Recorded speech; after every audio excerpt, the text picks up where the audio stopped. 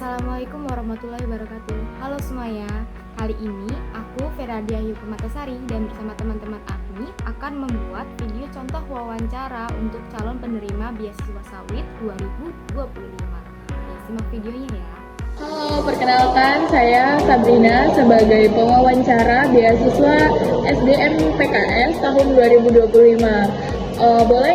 Boleh diperkenalkan dirinya? Baik Ibu, terima kasih atas kesempatannya. Perkenalkan, nama saya Riza Melisa Diningsi. Saya lahir pada tanggal 21 Mei 2001. Saya merupakan anak kedua dari 8 bersaudara. Alamat saya di Jalan Patimura, Unit 2000 Bujang, Kabupaten Tebo Jambi. Saya merupakan alumni dari SMA Negeri 2 Tebo. Boleh ditunjukkan kartu identitasnya? Ibu, seperti ini. Nah, jika dipersilakan untuk memperkenalkan diri, silakan perkenalkan diri teman-teman dengan menyebutkan nama, asal dari mana, dan tamatan dari mana. Kemudian, silakan untuk tunjukkan foto KTP jika diminta, karena itu sebagai bukti untuk teman-teman adalah yang melakukan wawancara tersebut sendiri untuk menerima beasiswa sawit di tahun 2025. Apa motivasi kamu ikut beasiswa ini? Motivasi saya adalah karena saya merupakan anak seorang petani sawit, sehingga saya ingin memajukan industri sawit. Salah satunya dengan cara mendaftar beasiswa ini. Nah, jika ditanya motivasi, silakan dijawab seperti video tadi. Teman-teman berasal dari keluarga perkebunan sawit, karena sebagian besar dari keluarga teman-teman adalah bekerja di perkebunan kelapa sawit. Jadi, niat dan motivasi teman-teman adalah untuk memajukan perkebunan sawit ke depannya dengan mengikuti beasiswa sawit ini. Kamu tahu beasiswa ini tuh dari siapa? Apakah ada teman kamu, saudara, atau kerabat yang udah masuk di beasiswa ini? Kebetulan sekali Ibu, saya mempunyai teman yang sudah lulus di beasiswa ini. Dia berkuliah di Politeknik LPP Yogyakarta. Jadi itu sangat memotivasi saya untuk mencoba mendaftar beasiswa ini. Nah, jika ditanya teman-teman mendapatkan informasi dari mana tentang beasiswa sawit ini, boleh jawab seperti kakak tadi ya, mendapatkan informasi dari teman dekat atau kakak kelas atau keluarga yang sudah menerima beasiswa sawit ini. Dengan menceritakan pengalaman-pengalamannya, teman-teman menjadi termotivasi untuk melanjutkan pendidikan dengan beasiswa sawit ini. Juga bisa teman-teman jika mendapatkan berita dari media sosial, maka tertarik nih dengan yang diposting-posting nih, apa aja ya beasiswa sawit ini benefitnya, keuntungannya. Seperti itu. Pilihan pertama kamu nih di kampus apa? Saya memilih kampus Politeknik Kelapa Sawit Citra Edukasi dengan program studi D3 Manajemen Logistik. Karena saya sangat tertarik dengan dunia logistik. Nah, jika ditanya pilihan teman-teman itu di mana saat penerima beasiswa sawit ini, di kampus mana, silakan dijawab kampusnya di mana dengan jurusan apa. Minimal 5 kampus yang teman-teman pilih di urutan pertama sampai urutan kelima harus hafal ya. Dan juga dijelaskan kenapa teman-teman memilih jurusan itu tersebut. Misalnya nih, kamu nggak dapat di pilihan pertama, terus dapatnya di pilihan terakhir. Apakah tetap kamu ambil atau kamu mau apply ke kampus lain? Terima kasih Bu. Kalau saya dimanapun saya ditempatkan, saya akan mengambilnya karena itu merupakan tantangan dan saya sangat ingin belajar. Jadi dimanapun saya diletakkan, saya akan berusaha dengan sebaik mungkin. Nah, jika ditanya seperti itu, teman-teman boleh menjawab seperti kakak tadi, atau mungkin seperti ini juga boleh. Karena saya siap menerima dimanapun, karena resiko saya untuk menempuh pendidikan di mana saja. Walaupun jauh dari keluarga, saya sudah menerima resikonya, dan dimanapun itu sama saja untuk menerima pendidikan, karena semuanya pasti sudah ditakdirkan oleh Tuhan Yang Maha Esa. Selanjutnya tuh kontribusi apa yang akan kamu berikan ke beasiswa ini setelah kamu diterima sebagai penerima beasiswa SDM PKS tahun 2025? Yang pertama, kontribusi yang akan saya berikan pada waktu kuliah adalah selain aktif dalam perkuliahan, saya juga akan aktif di organisasi guna meningkatkan soft skill dan hard skill saya. Selanjutnya, pada saat saya setelah lulus, saya akan bekerja di sektor dunia kelapa sawit untuk memberikan inovasi atas ilmu yang saya punya. Seperti itu. Nah, jika ditanya seperti itu, boleh teman-teman juga menjawab seperti kakak yang tadi, Atau dengan jawaban saya juga boleh, ada opsi lain. Nah, gini jawabnya. Karena saya memilih, kaitkan dengan jurusan yang teman-teman pilih. Kenapa teman-teman memilih jurusan itu, dan kaitan juga dengan kenapa keuntungannya nanti untuk perkebunan kelapa sawit. Contohnya kan saya memilih jurusan teknik informatika karena saya ingin memajukan perkebunan kelapa sawit bukan hanya di bagian perkebunan saja, tapi di bagian teknologi nanti ke depannya, atau di bagian data database-nya nanti untuk penyimpanan di kedepannya. Karena di semakin ke depan dunia makin maju dan akan membutuhkan orang-orang IT.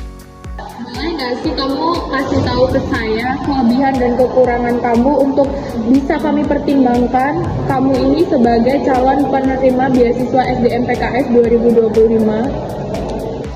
kelebihan saya yaitu saya orang yang mudah bergaul dan cepat beradaptasi. Sehingga jikalau saya nanti ditempatkan di kampus yang jauh dari rumah saya akan mudah beradaptasi dengan lingkungan sekitar. Dan itu sangat membantu saya ketika nantinya gitu. Kemudian saya orangnya cukup percaya diri sehingga saya tidak akan malu-malu jika bertemu dengan orang baru. Selanjutnya kekurangan saya, kebetulan ibu saya orangnya kadangnya ngomongnya belibet, sehingga saya akan mengatur tempo berbicara saya dan saya akan latihan di depan cermin sehingga saya dapat berbicara dengan baik. Kemudian ibu saya itu orangnya pelupa. Jadi saya itu akan menulis di catatan apa aja sih kegiatan yang akan saya lakukan ke depannya sehingga tidak akan ada kegiatan yang terlupakan oleh saya. Nah, jika ditanya kekurangan dan kelebihan, boleh dijawab seperti kakak tadi ya. Atau contoh lainnya seperti ini.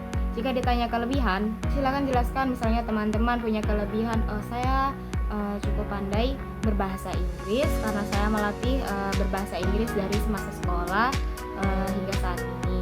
Boleh dijelaskan seperti itu. Atau teman-teman mempunyai public speaking seperti yang dijelaskan tadi, atau teman-teman ini pandai memanage waktu karena teman-teman sudah mengikuti organisasi di sekolah, jadi sehingga bisa membagi waktunya antara sekolah belajar dengan berorganisasi. Nah, jika ditanya kekurangan, boleh teman-teman juga menjawab seperti tadi. Jika pelupa, teman-teman memberikan solusi juga jawabannya. Jangan hanya memberikan kekurangannya saja, tapi juga memberikan solusi dari kekurangan teman-teman. Seperti tadi kan, jika saya orangnya pelupa, saya juga belajar mulai untuk mencatat ini. Atau contoh lain, jika saya kekurangannya tidak pandai berbahasa Inggris, tapi saya dari sekarang sudah mulai untuk mengikuti les bahasa Inggris, belajar bahasa Inggris melalui online, menonton film, mendengarkan musik, dan melatih vokal saya seperti itu. Oke, boleh nggak sih saya tahu kegiatan apa aja yang pernah kamu ikutin waktu di SMA itu? Kebetulan ibu saya aktif dalam organisasi Pramuka dan KMR. Nah, di organisasi ini saya mendapatkan pelajaran yang sangat banyak, terutama dalam leadership, teamwork, dan juga saya bisa memanajemen waktu saya lebih baik lagi. Jika ditanyakan seperti itu, bisa teman-teman jelaskan apa saja waktu semasa sekolah yang teman-teman dapatkan, kegiatan-kegiatan apa yang teman-teman ikutkan, misalnya mengikuti olimpiade, berorganisasi, atau ikut kegiatan-kegiatan positif lainnya, perlombaan-perlombaan. Silakan teman-teman ceritakan dan jelaskan. Misalnya nih kamu udah keterima di beasiswa ini, terus kamu ada tantangan kedepannya untuk apa ya namanya? Untuk waktu di perkuliahan ini kamu punya tantangan tersendiri nggak nantinya? Terima kasih atas pertanyaannya. Mungkin tantangan sendiri itu mengolah waktu antara kuliah dan organisasi. Tapi saya akan memanajemen waktu saya sehingga waktu kuliah saya dan organisasi ini tidak akan terganggu seperti itu. Nah, benar banget tuh dengan jawaban kakak tadi. Atau mungkin teman-teman yang belum pernah berorganisasi bisa mengikuti organisasi saat dunia perkuliahan nanti, karena belajar dan ikut organisasi ini adalah salah satu untuk melatih diri kita bagaimana memanage waktu di mana kita belajar dan kita berorganisasi. Disinilah cara untuk melatih diri kita dalam memanage waktu untuk kedepannya. Dan juga di pekerjaan nanti bukan hanya pintar saja, tapi cara kita berkomunikasi dan bekerja di tim itu sangatlah dipentingkan dan sangat dibutuhkan. Jadi disarankan jika teman-teman yang belum pernah berorganisasi boleh jawab seperti itu. Beri satu statement mengapa kamu layak diterima di beasiswa ini.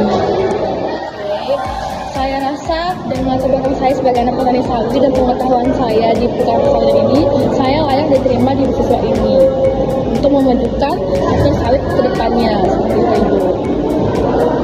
Nah, jika ditanya seperti itu, boleh banget nih jawabnya seperti kakak Riza tadi yang jelaskan ya. Contoh statement terakhirnya, kenapa dia layak untuk menerima beasiswa sawit ini. Atau juga boleh teman-teman nih, gali lagi di belakang, motivasi teman-teman tadi kenapa mengikuti beasiswa sawit, jelaskan kembali. Dan tujuan teman-teman apa keuntungan yang dapat didapatkan oleh perkebunan kelapa sawit nantinya jika teman-teman menerima beasiswa sawit itu. Nah, dijelaskan kembali seperti itu, kenapa layaknya, dan kelebihan dari teman-teman tadi dan keinginan dan cita-cita teman-teman tadi diceritakan sebagai untuk memperkuat layakkah tidakkah teman-teman untuk menerima beasiswa sawit. Pertanyaan terakhir ya, kalau kamu lulus, apakah kamu bersedia kembali ke daerah asal setelah lulus atau kamu ingin berkarir istilahnya merantau di pulau lain yang memang sektornya masih di industri perkelapa sawitan?